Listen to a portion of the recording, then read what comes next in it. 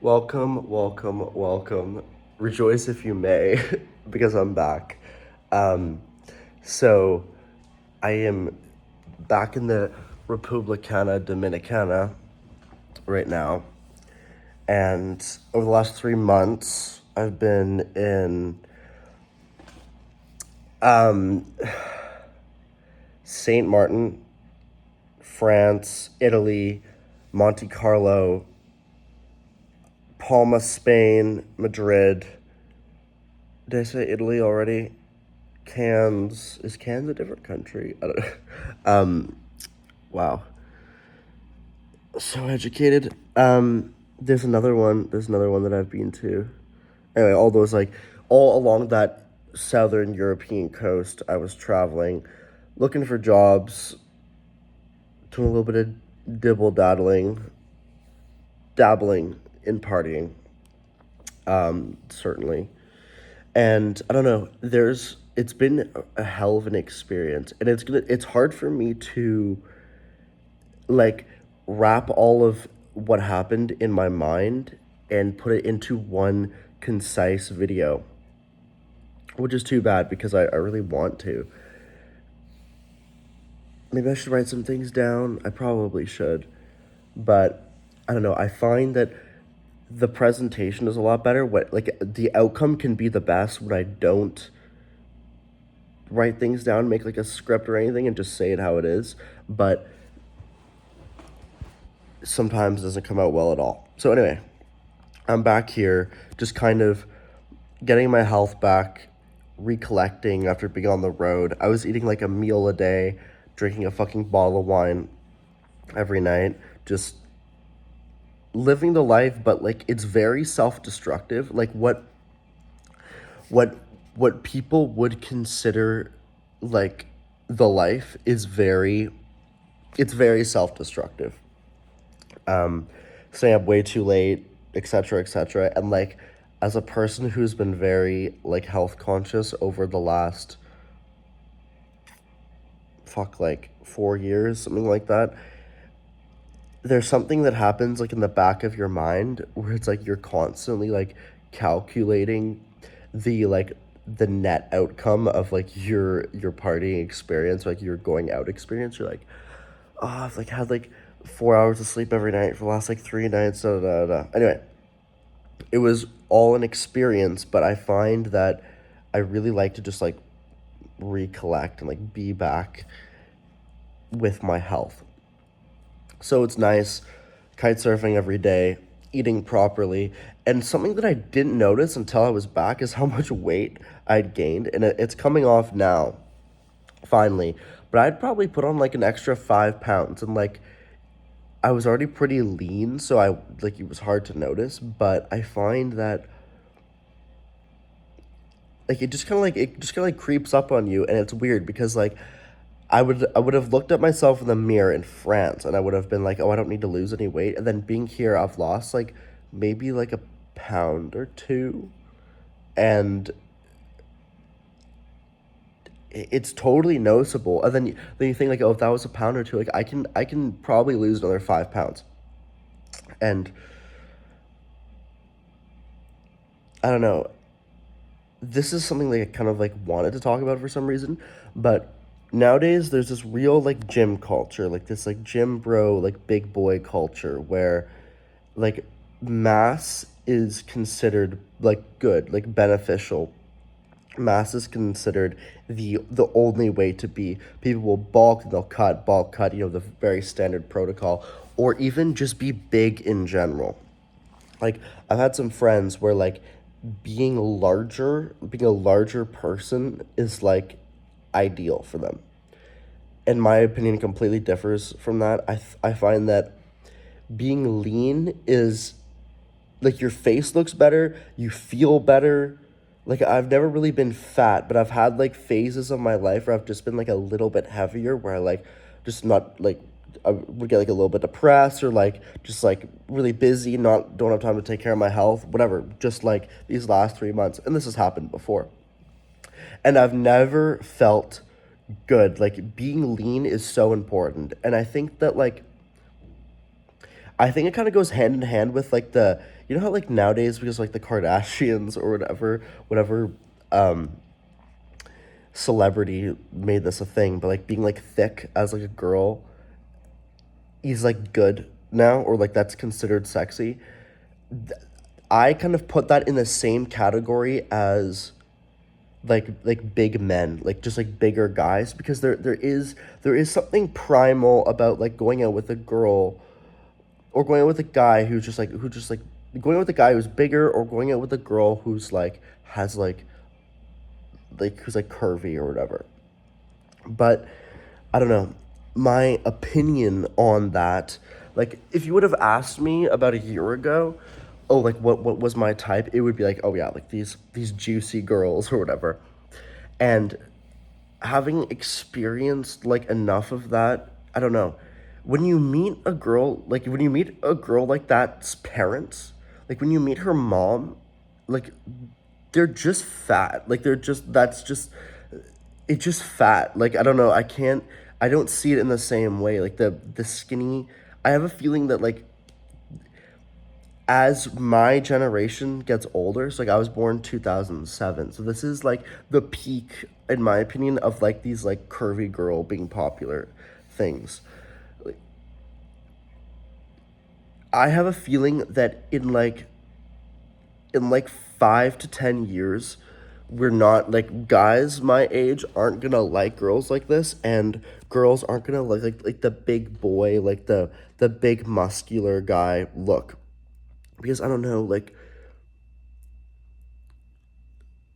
is that like masculinity? Like is being like a big motherfucker? Like I guess so in a way, but I find that I have never felt good being like that. Like the most I've ever weighed in as is 185 pounds, I believe.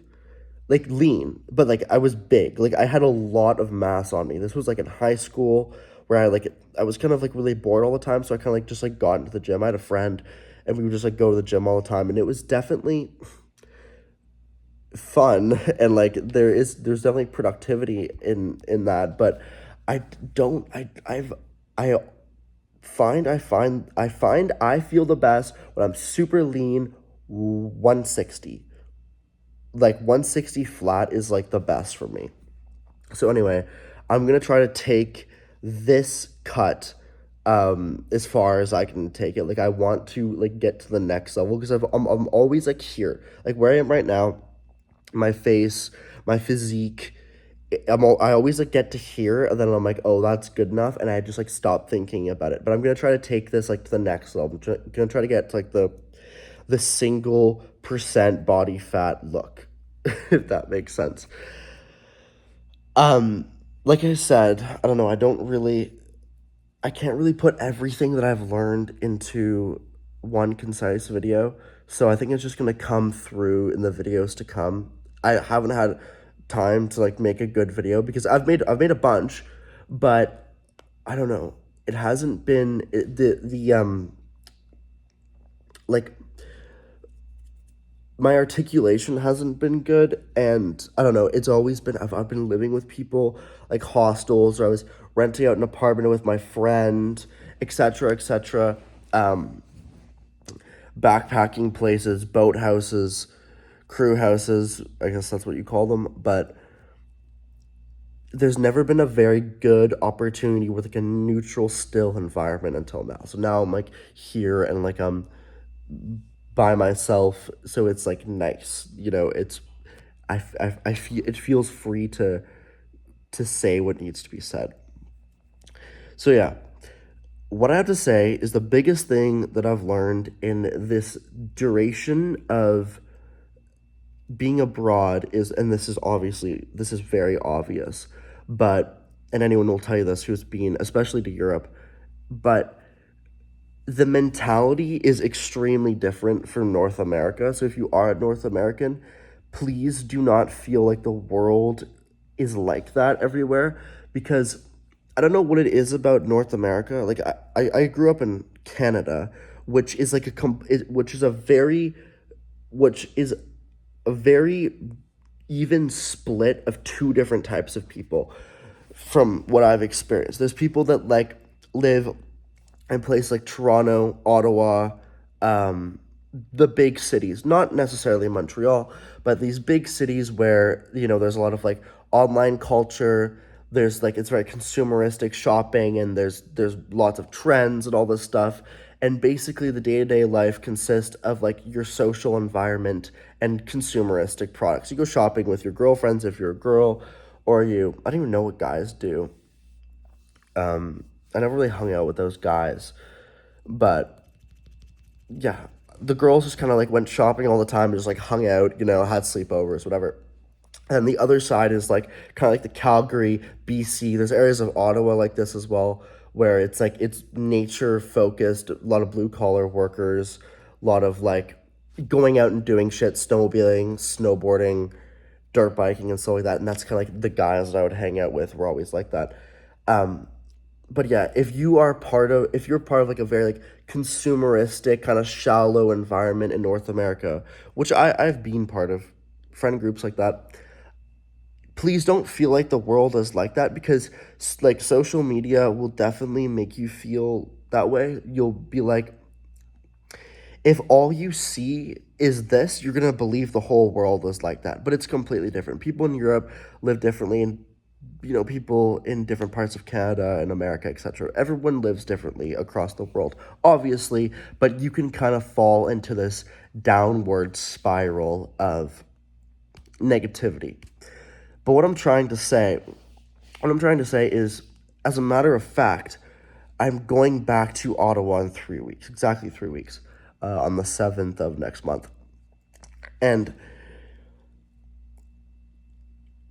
I experience a lot of like mental health issues in Ottawa, just like depression and not knowing where I'm going, just typical teenage angst, I'm sure.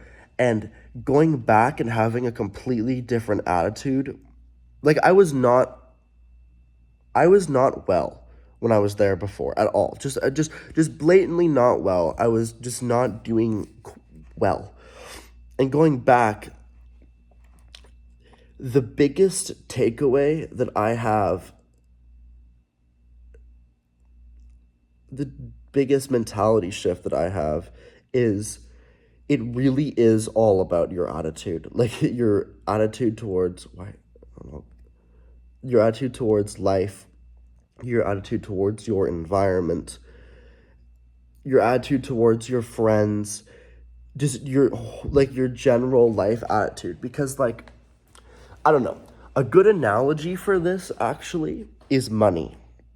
Like, there seems to be two people of two minds about money, where money is scarce or money is abundant. And like, I'm not trying to get into this whole like law of attraction thing, but there is some truth to that. Like, I used to think it was complete bullshit, and I don't know, it's not. Like, I met this girl actually in France, and she wasn't French, she was South African, but she had a very similar mentality to the one that I have, where it's like,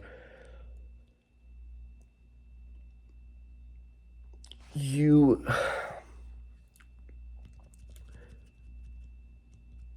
how do I put this correctly?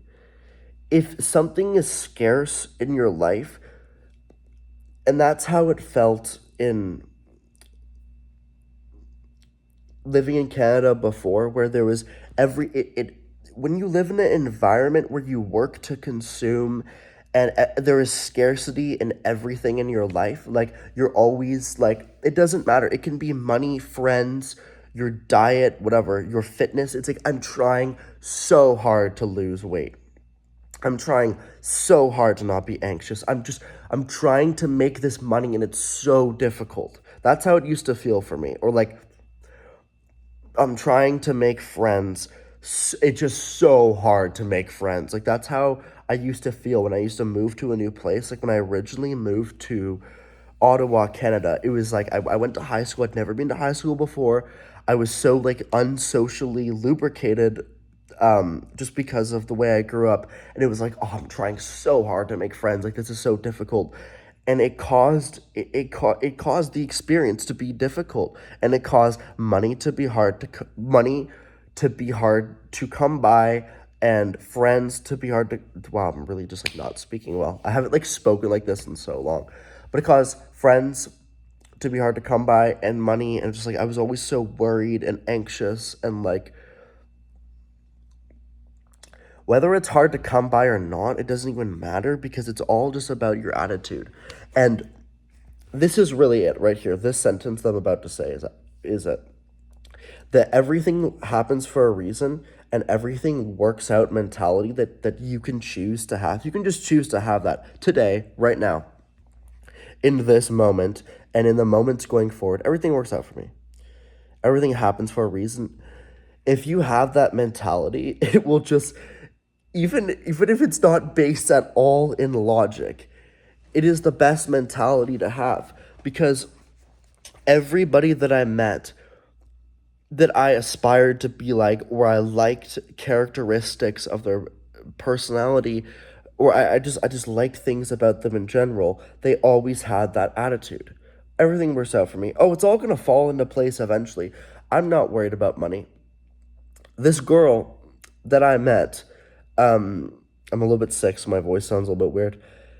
This girl that I met, her and I used to like cook, like, because I'm like very health conscious, and so was she. She was actually like such a magical person.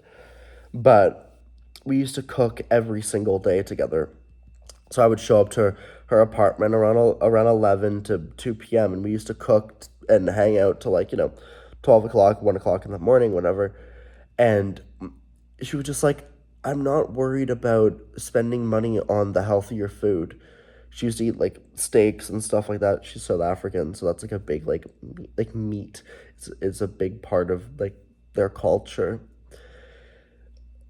braais and biltong and whatnot. But she's like, yeah, I'm just not worried about the money, because it's like if it's easy come, easy go. Weird things happen all the time, and it's not like magic or whatever. This isn't fucking Harry Potter, but there's something to be said for that attitude. It really is about your attitude. And what I try to do all the time is convince people to do the things that I'm trying to do. Like, oh, you should come to France with me. You should come to Palma with me. You should come to St. Martin with me. My friends from Ottawa, my friends from all over. You should do this. And like, it's just a limiting belief that everyone has of like, I can't do that. What about my job? Go get a new job. You can pick up a job where you go. Like, it's not having an abundant mentality. It's not having an abundant mentality is what holds you back. And I used to hear things like this when I wasn't doing super well. Kind of holding on to like the same girlfriends, or like, like just like, like when you're with somebody and you feel like you need them and your life is going to crumble without them, or a job, for instance, or a friend group, not being happy with your friends but not wanting to leave them because it's like, oh, who's going to be friends with me, or I'm going to have to be alone for a period of time. But the second when you just stop worrying about it, when shit gets bad enough that you're like, oh, it doesn't even matter, I'm just gonna stop worrying about this. That's when it all falls into place. That's when you feel the best. And leading into that is this mentality of things are other people's faults. Like, this is something that I have a huge problem with. Like, especially with my family, I'll be like, oh, I'm this way because of my mother's anxiety, or my dad's anxiety. I'm living in an anxious environment. This isn't even particularly true. Or like, I'll just blame things on exterior things. Oh, I'm this way because of this, or because of this thing that happened. And I can't be close to another girl because I've had too many failed relationships. But that shit just doesn't matter. And blaming things on other things doesn't even do anything. By the way, isn't the hair looking fire? Kind of going for that long in the back look, shorter in the front. This is all self-made, by the way, all self-cut. But yeah, really, like, really, nothing is anyone else's fault. Everybody is just as selfish as you are. Everyone is just as insecure as you are. Everyone takes the same shit in the morning. Everyone lies down with their mouth open, fucking scrolling TikTok or Instagram or whatever. Nobody is better than anyone else. Like, we're all just kind of just living things trying to make sense of this weird world. And there's these constructs that are just, oh, you have to work to have this house and have this money and the kids, whatever. And like, that's good if you aspire to be like that. But if you don't aspire to be like that, don't let anybody put those emotions onto you. No, don't let anybody put that mentality onto you. If you want to be a certain way, just be that way. Wear what you want to wear. If you're a guy and you want to wear eyeliner, wear the eyeliner. Like, don't worry about being weird or being different, I think that is the big takeaway. There is no time to worry about anything. There is just simply no time. And that's the premise of what I'm trying to say, really, is you shouldn't be anxious and you shouldn't be worried. You shouldn't be worried about getting the right boyfriend or getting the right girlfriend or how you compare to other women on social media if you're a girl, because this is what I'm starting to realize is something that I used to spend a lot of time thinking about is men's issues, because I'm a man, obviously, and it's me that's experiencing this, like, men are having less sex and there's less, relationships happening, and there's a lot of men's body image issues. Guys feel like they have to take steroids and stuff like that. And this isn't really in my generation. This is more of like a Generation Alpha thing. But the whole like looks maxing thing, that never caught on for kids my age. Like I'm 18. That's kind of like a 15, 16 kind of, I feel like I'm just on the cusp of the looks maxing epidemic. But yeah, that never really caught on for me or any of my friends. But I think if you were a little bit younger, you would, and that's just a whole insecurity. That's just a whole insecurity thing, like where insecurity thing. That is a whole insecurity mindset where, I'm not good enough, so I have to smash my face. I have to bone smash, or I have to take peptides or steroids or whatever. You don't. You never have to. You will always be good enough. And men have been made to feel like they're not good enough. But something that I was not privy to and I never realized until I really started thinking about it and started listening to this girl called, her name's Freya Indiana. Amazing. She's young and she's very intelligent, super articulate. She's been on podcasts recently. Especially, I think she's been on Chris Williamson like 5 times or something. And what she has to say is perfect. Women's mental health is actually the problem, and it's what is leading into men's mental health. I've had all the relationships that I've had have not entirely worked out or have been relatively negative because of obviously the mental health of both of us. But I think that the reason why a lot of my relationships didn't work out is because of the stigma around what women feel like that they have to be, looks and in mentality. Because I don't know. These are my thoughts. Take it with a grain of salt. But back in the 50s or the 60s, if you've ever watched the show Mad Men or whatever, the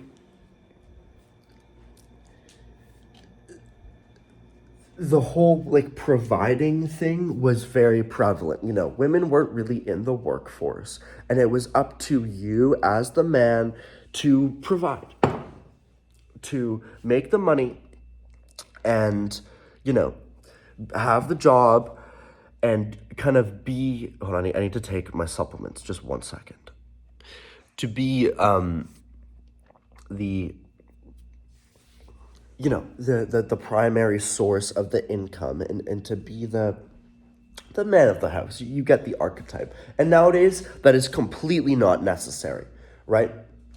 That is not even financially viable. You can't have a family with only the man working unless you do something that is very high leverage, where you make like a lot of money. You're like you have a business, or you caught into the investing thing, crypto, etc., right? But what I'm trying to say is, generally for most couples, both of the people have to work. And there's been this huge sexual revolution where women have been persuaded, or they have been told that you should be free with your body and your sexuality, and I think that is a good thing in a way. And you you just you can do everything a man can do, and you should have sex with anyone you want, and that's okay, and you can make all that money by yourself, and that is true. Like, women are perfectly as capable perfectly as capable as men of making money or having sex with whoever, and etc., but the thing is, this is where the problem starts. Is, if you're a girl, you're making more money than all your guy friends or the guys that you know. Say you get into making your own business, or you just work a corporate job, etc. You're sexually free. You can have sex with whoever you want. You're bringing way more to the table than you typically would have if you were born in the 60s or the 50s. It's going to lead to you not needing a man at all to provide for you emotionally, if you have a therapist and the internet and highly emotionally intelligent friends. You don't need a man. We don't need each other anymore. Guys have a big motivation for men is our sexual impulses. Like, we do a lot for women validation and sexual validation. Like, I'm perfectly capable of admitting that as a man. And the issue is, if we don't need each other, we're not going to have sex anymore, and we're not going to be with each other, and we're not going to go on dates, and we're not going to go to nightclubs. Nightclubs close every week. Bang, bang, bang. People aren't going out anymore. People aren't socializing, because you can get social fulfillment through Netflix and social media, and what's that word, where you have a relationship with someone that isn't real, a vicarious relationship, whatever. No, it's not vicarious at all. That's completely the wrong word. But where you feel like you have relationships with celebrities, etc.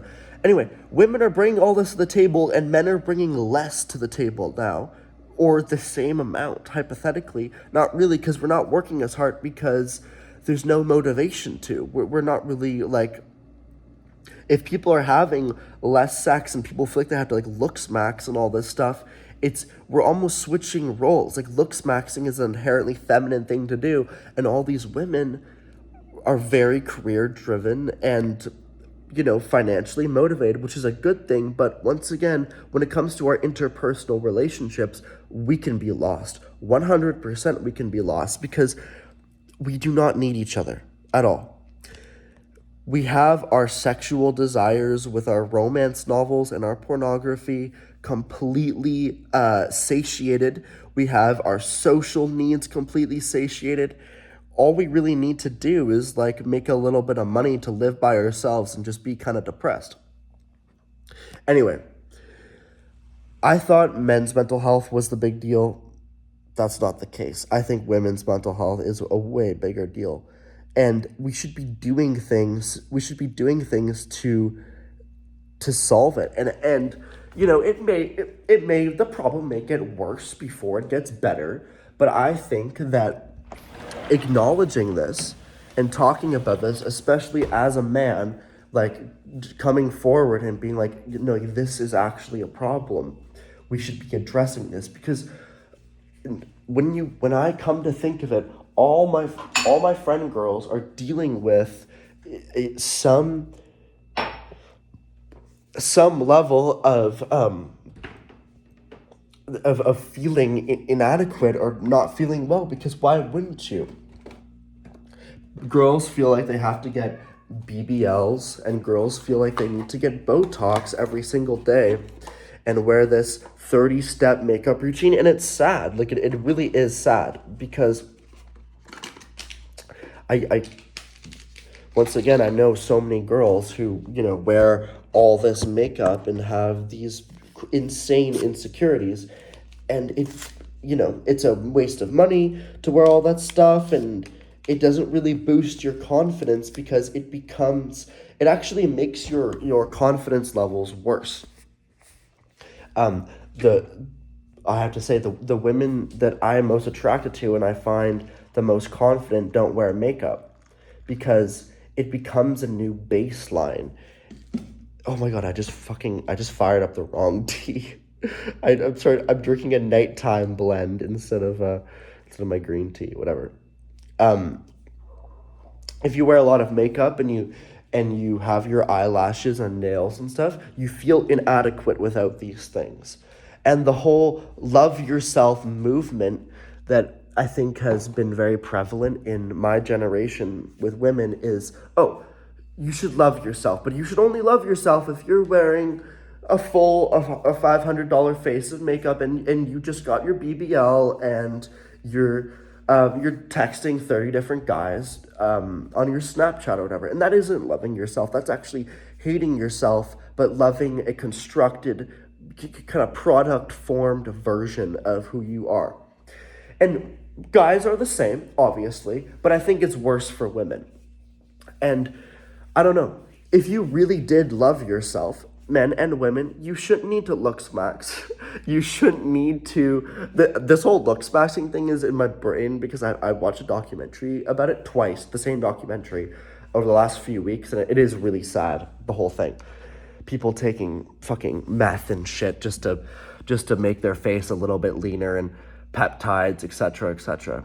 But yeah, you should love yourself for exactly who you are. If you have a big chin, that's okay. And if if you are a little bit overweight, you can do what you need to do to correct,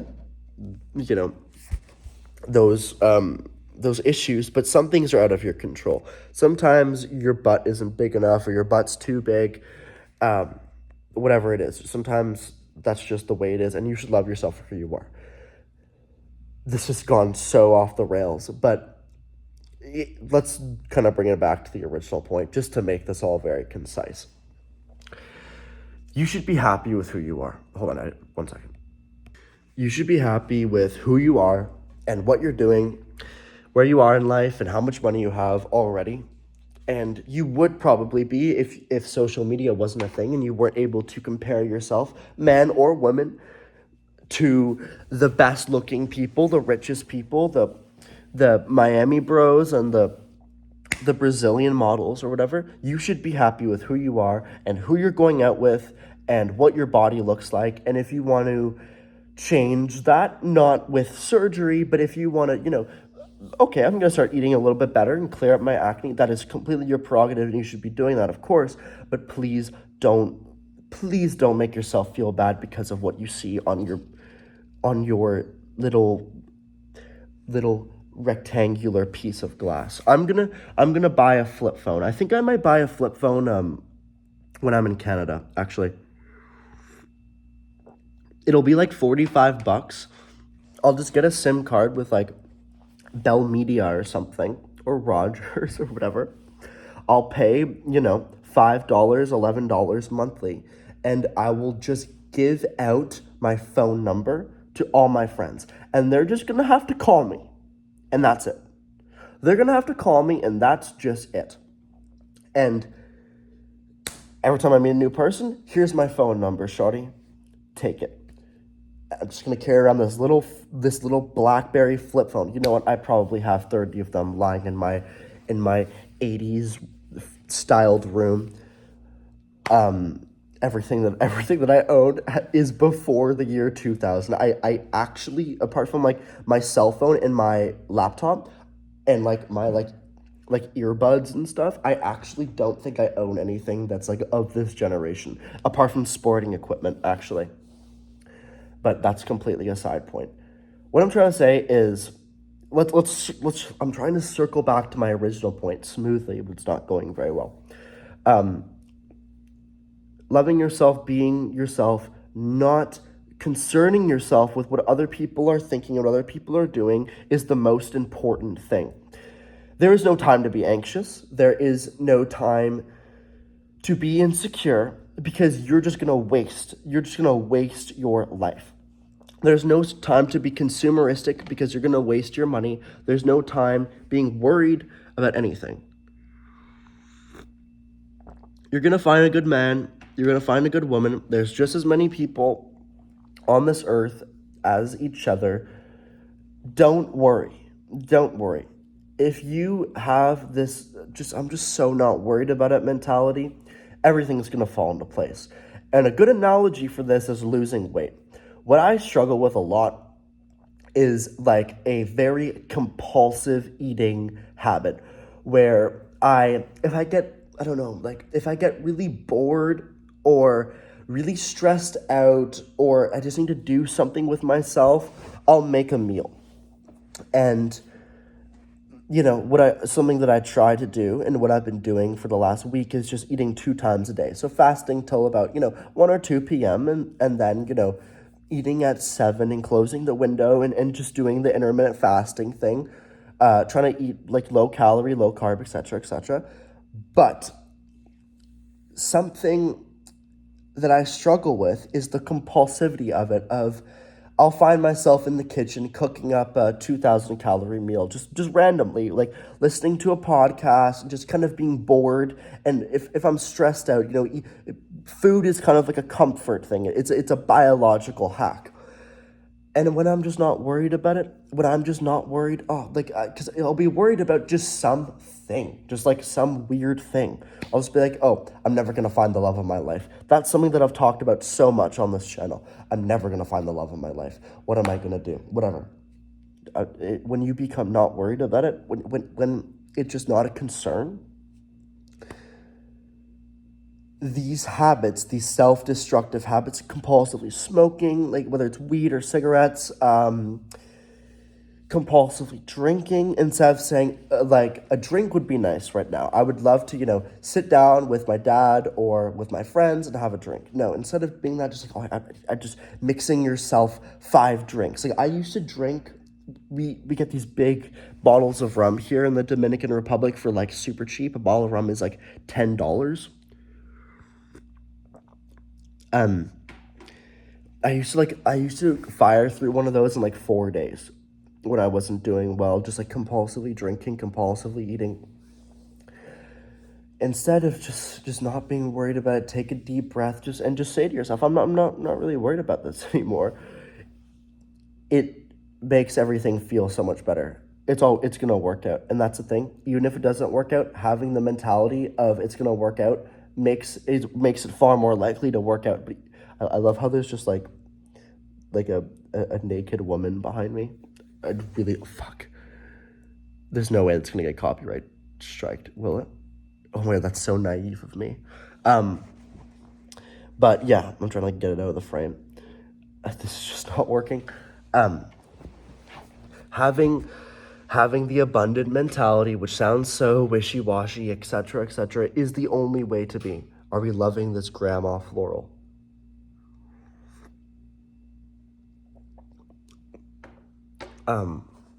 Yeah, I think that's it. I think that is what the premise of what I wanted to say for now.